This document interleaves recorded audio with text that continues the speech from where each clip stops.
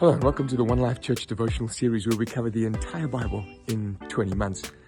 If you're keen to join us on this journey, have a look at the website below. You can follow our reading plan and you will see today we're on Exodus 35 and Matthew chapter 1. Now, my setting today is this magnificent old farmhouse. It's just a little way down the road from where I live. And you can see the buildings have gotten to a state of disrepair. The locals here call this the haunted house for just reason, you can see. But, you know, when I walk through these facilities, I ask myself, I wonder what the stories were. If these walls could speak, what would they tell us? What would the lessons be that they told us? If you're looking through the windows and you wander through the hallways here, there's fireplaces. What happened around those fireplaces? At the moment, this is just a monument. This is just a pile of magnificent old rocks. I'm told that someone who lived here was a world-famous horticulturalist. What did she pass on?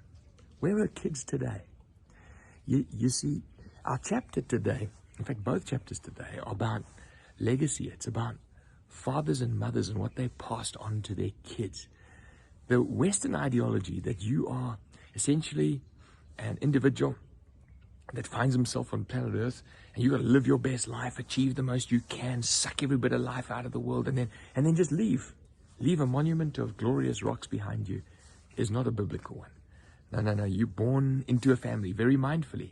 You might say, God, I didn't have the best family. Yeah, but in that context, God can turn those things to the good, to fashion you and to shape you. Romans chapter 8 says, to the good for those who love him and are called according to his purpose. And so, the account in Matthew chapter 1 is about generations of fathers and generations of mothers. It starts with Father Abraham and it ends with Father Joseph, or stepfather Joseph.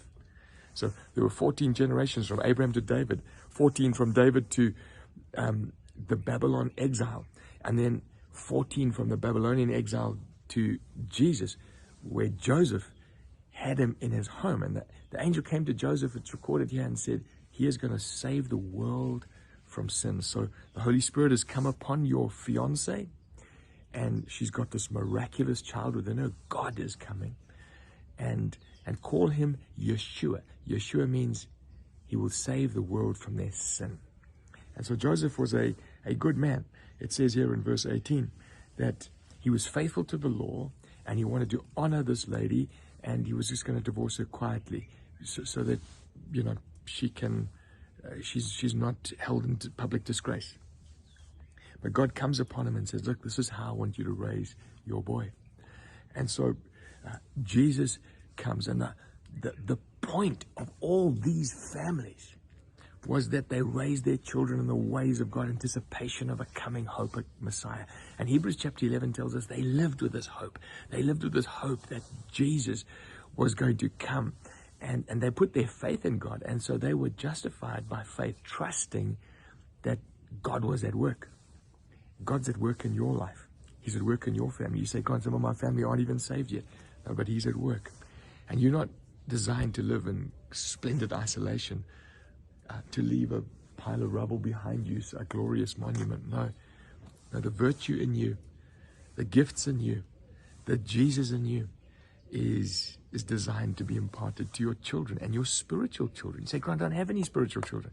As you begin to live out your faith, spiritual children will gather. You won't call them that. They won't say, you my spiritual dad. No, but as you impart to them, you, like Abraham and Isaac and Jacob and Judah and Boaz. Boaz was long in his life, and he didn't have any kids, but yet God had a plan for him and weaved him into this narrative. Exodus 35 is about God coming on a particular man. His name was Bezalel, son of Uri, and God was going to put his Holy Spirit on him to help him facilitate the instruments of worship for the people of Israel. And it says this, and the Holy Spirit gave him this ability and the ability to teach others. That's how chapter 35 ends. This is the challenge that I think God's leaving with us today. You have been called and designed with a purpose, not just to live for yourself, got to impart to others, those around you that God brings around you. When you are born again into a church family, and if you're part of our family, we've created environments which are small groups for you to get involved in and develop relationships and share your life with other people in our church community. And as you do so, the father in you, the mother in you, becomes an instrument in God's hands and prepares people for life with Jesus.